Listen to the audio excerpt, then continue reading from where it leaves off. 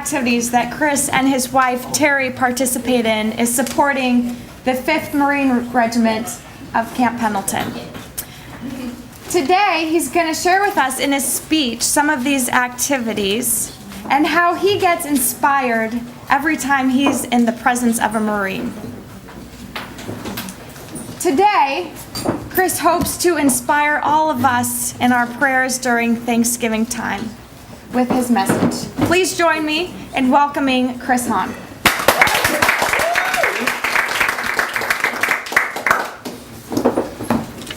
Wow, big crowd. It had to be the day I get to talk. Well, thank you, Madam Toastmaster, fellow Toastmasters, and Keystone Club. I'll have to learn more about Keystone Club. I've missed the last couple meetings, so I really don't know what you guys are all about. I'll have to find that out.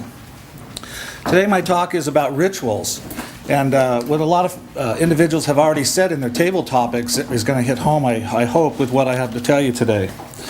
So I want you to just think for a second, what pops in your mind when you hear the word ritual?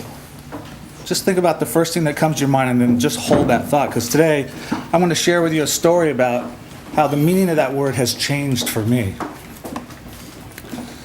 I'm going to start the story. It was late spring 2008. My wife Terry is director for the 5th Marine Support Group for the city of Dana Point. And they were running a car wash down at a church off of Crown Valley Parkway. And the purpose of the car wash is to raise money for this 5th Marine Support Group. Let me diverse for a second. The 5th Marine Support Group is the most highly decorated and has received more medals than any other regiment in the entire Marine Corps. These are the guys that are boots on the ground. They're the guys who are getting killed.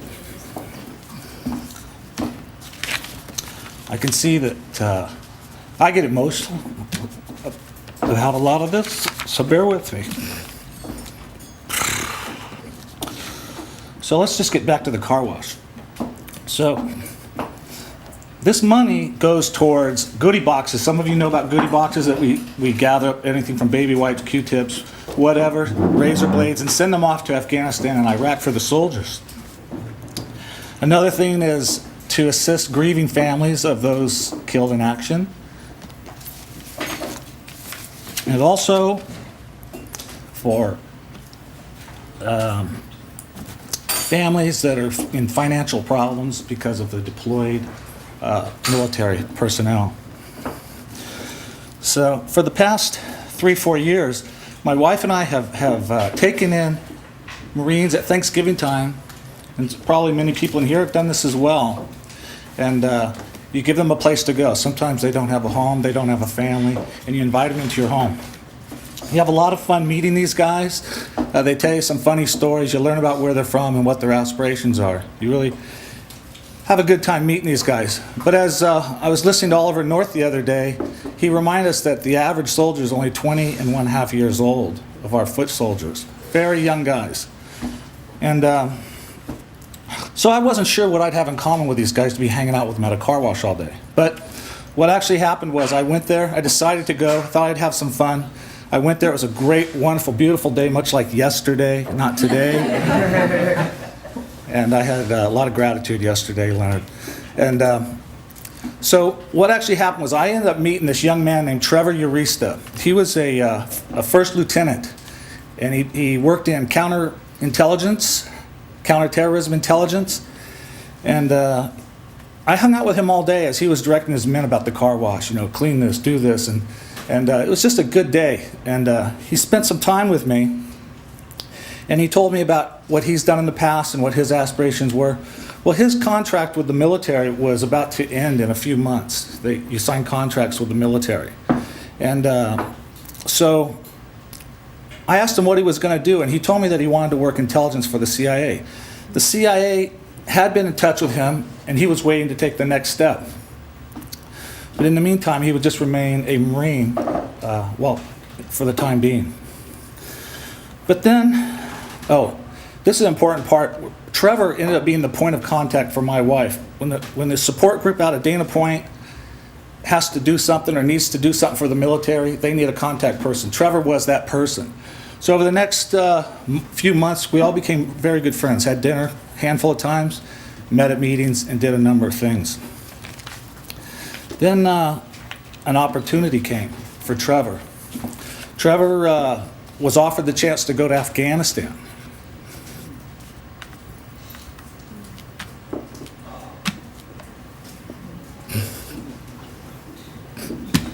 I swore I wasn't going to do this. So he volunteered. Give me a second.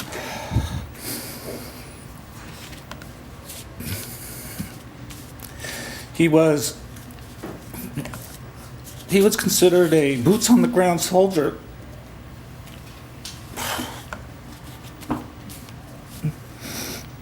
And he wanted to be there. But here's where the story comes into rituals. And I apologize.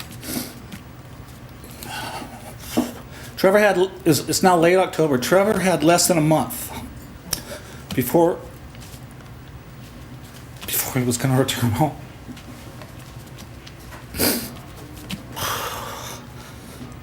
And he was killed by an IED. He was in the Helmand province in Afghanistan, and he died instantly. Now, he was made captain in a ceremony, made captain posthumously at a ceremony at Camp Pendleton, where he was given a 21-gun salute. This is a 17th century ritual that the military does to pay homage to a fallen warrior.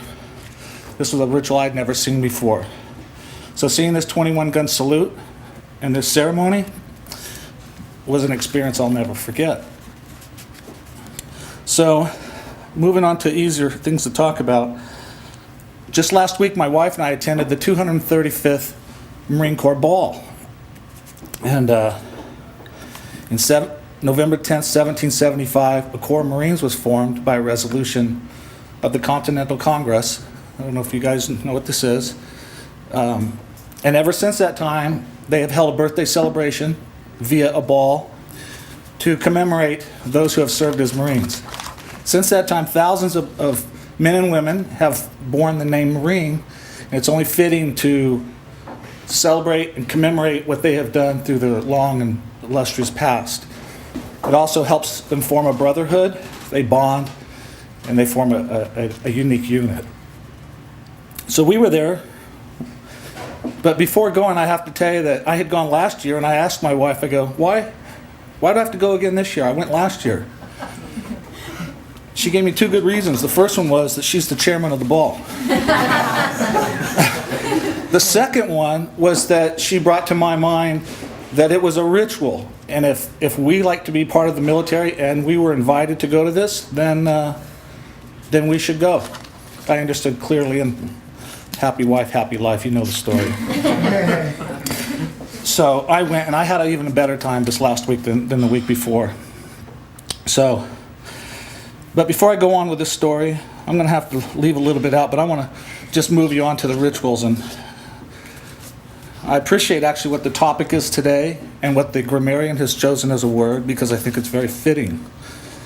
I want to just try to break down a ritual by definition is a set of actions performed for a symbolic purpose. And rituals, as we know, have been a part of society since the beginning of time.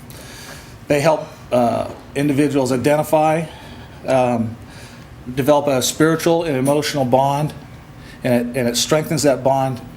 It makes them, and it basically gives them a purpose for that particular ritual. Today I have many friends in Afghanistan due to the guys that I've met over the last 2 years. And I can tell you that when I'm around these guys and women, I'm inspired by the respect, the poise, the dignity, the way they carry themselves. And it's really an honor to be in their presence, and it humbles me. Also, sometimes I get invited to participate in things as a civilian with the military that I shouldn't be invited to, and it's a real honor to be with these guys doing these things and be invited into their brotherhood. It's a big deal. So now I've used the Marine Corps to illustrate a couple rituals relative to something that I'd never known before, but in 1 week, we're going to be sitting down for our own ritual called Thanksgiving. When you sit down, if your family is anything like mine, you're going to sit down and you're going to say a prayer before you eat. You might give thanks to anything for the food you're about to eat, to safe passage home for the guests. I want to encourage you that when you say your prayer or your thoughts, that you think about the military, the people serving for us past and present, and give gratitude for what they do for us. And lastly, I want to challenge you to get out of your comfort zone. This goes along with what Gwen was saying in her table topics, Give some thanks, show some gratitude. Get out of your comfort zone and go up to a military person and say thanks. You'll know who they are by maybe the haircut, who knows.